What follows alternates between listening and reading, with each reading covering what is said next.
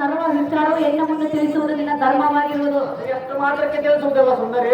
ಆದ್ದರಿಂದ ನಿನ್ನ ಹಠವನ್ನು ಬಿಟ್ಟು ನಿನ್ನ ಪಯಣದ ಸಂಗತಿಯನ್ನು ತಿಳಿಸು ಕಾಂತ ಗುಣವಂತ.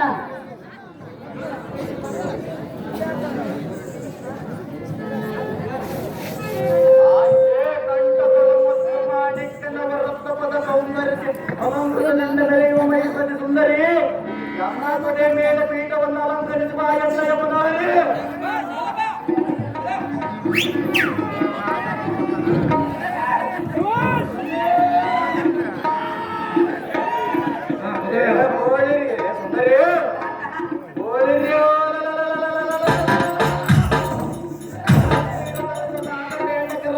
ಎಲ್ಲ ತಂದೆಯವರೇ ನಾನೆಲ್ಲರ ಸಮಯವನ್ನು ಕಥನಕ್ಕೆ ಬಂದಿದ್ದನೆಂದೇ ಸುಂದರಿ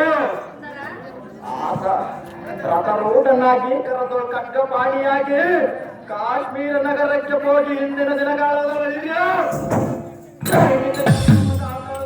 ಮಂದರಿಕೆ ಆರಿಸುವವನು ಕಾಂತೆ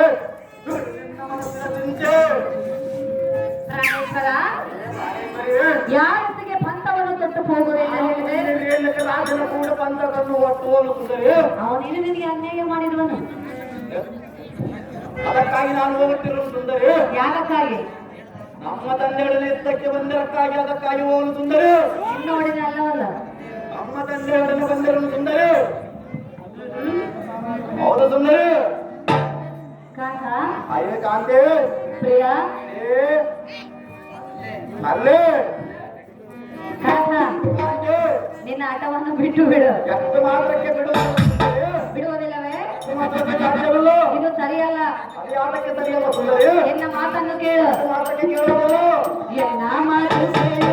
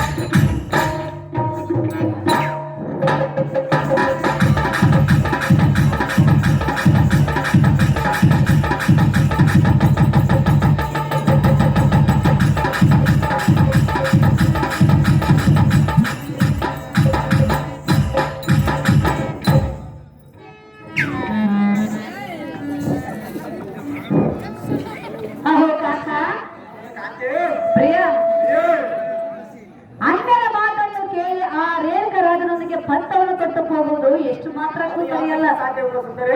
ಅವನೇನು ನಿನಗೆ ಅನ್ಯಾಯ ಮಾಡಿರಲಿಲ್ಲ ತಿಳಿದು ಅವನೊಂದಿಗೆ ಪಂಥವನ್ನು ಕೊಟ್ಟು ಹೋಗುವೆ. ಸುಂದರಿ ಕಾಕ ವಲ್ಲಭ, ನಿನ್ನ ಹಠವನ್ನು ಬಿಡು, ಎನ್ನ ಮಾತನ್ನು ಕೇಳು ಕಾಂತ ಗುಣವಂತ. ಕೇಳುವುದಿಲ್ಲ ಸುಂದರಿ. ಹಾಗೆ ಸುಂದರಿ ಮಣ್ಣಿ ಸೌಂದರ್ಯ ತಾಕಳಿ ಸುಂದರಿ. ಏ ಕಾಕ, ನಾರದರು ಹೇಳಿದಂತೆ 10 ತಲೆಗೇಟಕವಾದ ರಾವಣನು 20 ತೋಳಗಳಲ್ಲಿ ಆಯುಧವನ್ನು ಬಿಡಿದು ಸಮರಕ್ಕೆ ಸಿದ್ಧರಾದರೆ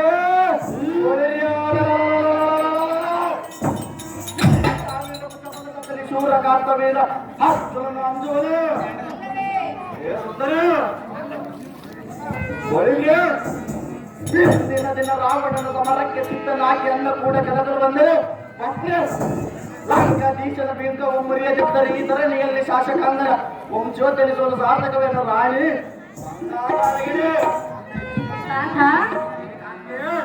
ನಾನು ಹೆಚ್ಚು ಹೇಳಲು ಒಂದೇ ಹಠವನ್ನೇ ಹೇಳಿರುವೆಯಾ? ಸಾಧವಾಗಿ ಹಿಡಿದರು ಸುಂದರಿ. ಸತೆಯಾದ ಎನ್ನ ಮಾತಿಗೆ ಬೆಲೆ ಇಲ್ಲವೇ? ಎಷ್ಟು ಮಾತಕ್ಕೆ ಕೇಳೋದಲ್ಲ ಸುಂದರಿ. ಕೇಳಬೇಕಲ್ಲವೇ ಪ್ರಿಯ? ಎಷ್ಟು ಮಾತಕ್ಕೆ ಸಾಧ್ಯವಿಲ್ಲ ಕಾಂತ. ಕಾಂತಿ. ಸತೆಗಳ ಮಾತಿಗೆ ಬೆಲೆ ಇಲ್ಲ, ಎಷ್ಟು ಹೇಳಿದರೂ ಫಲವಿಲ್ಲ, ಸರಿಯಲ್ಲ ಇದು ಒಳಿತಲ್ಲ, ಇದು ಒಳಿತಲ್ಲ. ಕಾಕ, ಕಾಂತಿ. ಇದು ಸರಿಯಲ್ಲ. ಯಾತಕ್ಕೆ ನಡೆಯಲು ಸುಂದರಿ. ಎನ್ನ ಮಾತಿಗೆ ಬೆಲೆ ಕೊಡು. ಎಷ್ಟು ಮಾತಕ್ಕೆ ಕೇಳುವುದಿಲ್ಲ. ಸತಿಯಳ